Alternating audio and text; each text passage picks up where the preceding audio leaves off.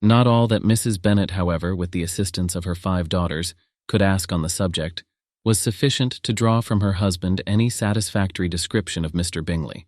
They attacked him in various ways, with barefaced questions, ingenious suppositions, and distant surmises, but he eluded the skill of them all, and they were at last obliged to accept the second-hand intelligence of their neighbour, Lady Lucas. Her report was highly favourable. Sir William had been delighted with him. He was quite young, wonderfully handsome, extremely agreeable, and, to crown the whole, he meant to be at the next assembly with a large party.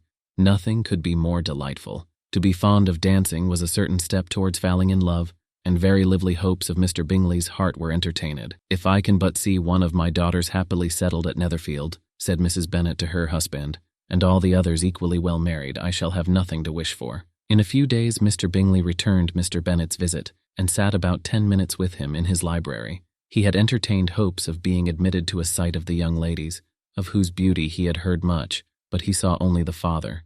The ladies were somewhat more fortunate, for they had the advantage of ascertaining from an upper window that he wore a blue coat and rode a black horse.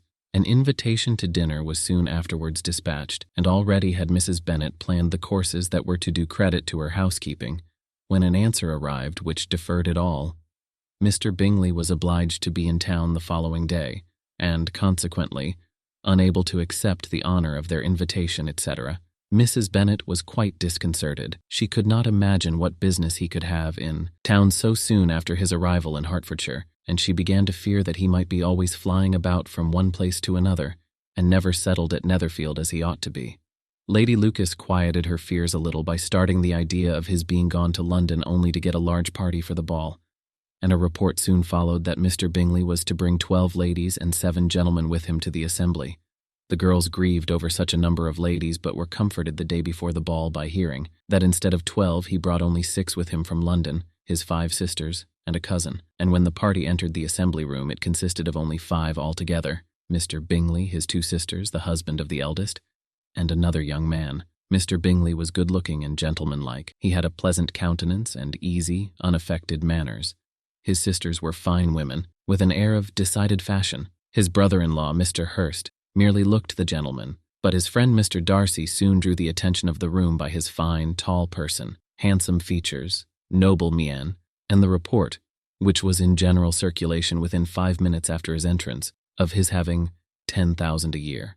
The gentleman pronounced him to be a fine figure of a man. The ladies declared he was much handsomer than Mr. Bingley, and he was looked at with great admiration for about half the evening, till his manners gave a disgust which turned the tide of his popularity, for he was discovered to be proud, to be above his company, and above being pleased, and not all his large estate in Derbyshire could then save him from having a most forbidding, disagreeable countenance, and being unworthy to be compared with his friend. Mr. Bingley had soon made himself acquainted with all the principal people in the room. He was lively and unreserved, danced every dance, was angry that the ball closed so early, and talked of giving one himself at Netherfield. Such amiable qualities must speak for themselves. What a contrast between him and his friend! Mr. Darcy danced only once with Mrs. Hurst and once with Miss Bingley, declined being introduced to any other lady, and spent the rest of the evening in walking about the room, speaking occasionally to one of his own party. His character was decided. He was the proudest, most disagreeable man in the world, and everybody hoped that he would never come there again.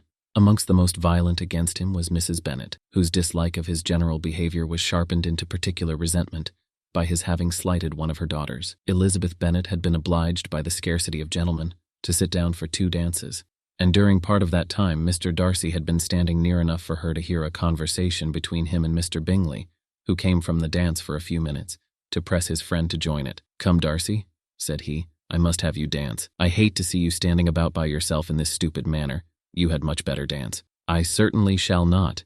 You know how I detest it, unless I am particularly acquainted with my partner. At such an assembly as this it would be insupportable. Your sisters are engaged, and there is not another woman in the room whom it would not be a punishment to me to stand up with." "I would not be so fastidious as you are," cried Mr. Bingley, "for a kingdom.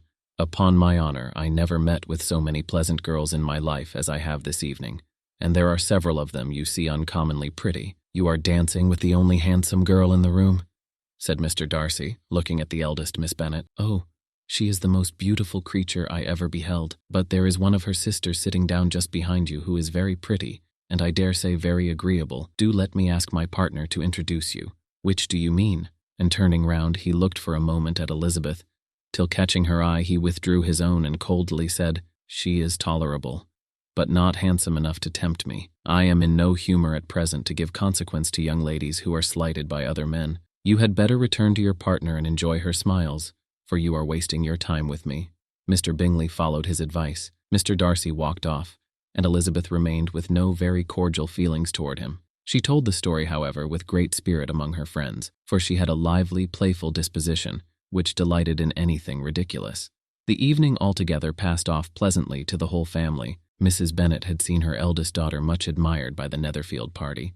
Mr. Bingley had danced with her twice, and she had been distinguished by his sisters. Jane was as much gratified by this as her mother could be, though in a quieter way. Elizabeth felt Jane's pleasure. Mary had heard herself mentioned to Miss Bingley as the most accomplished girl in the neighbourhood, and Catherine and Lydia had been fortunate enough never to be without partners, which was all that they had yet learnt to care for at a ball. They returned, therefore, in good spirits to Longbourn, the village where they lived, and of which they were the principal inhabitants. They found Mr. Bennet still up. With a book he was regardless of time, and on the present occasion he had a good deal of curiosity as to the events of an evening which had raised such splendid expectations. He had rather hoped that his wife's views on the stranger would be disappointed, but he soon found out that he had a different story to hear. "Oh, my dear Mr. Bennet," as she entered the room, "we have had a most delightful evening, a most excellent ball. I wish you had been there. Jane was so admired, nothing could be like it. Everybody said how well she looked, and Mr. Bingley thought her quite beautiful, and danced with her twice.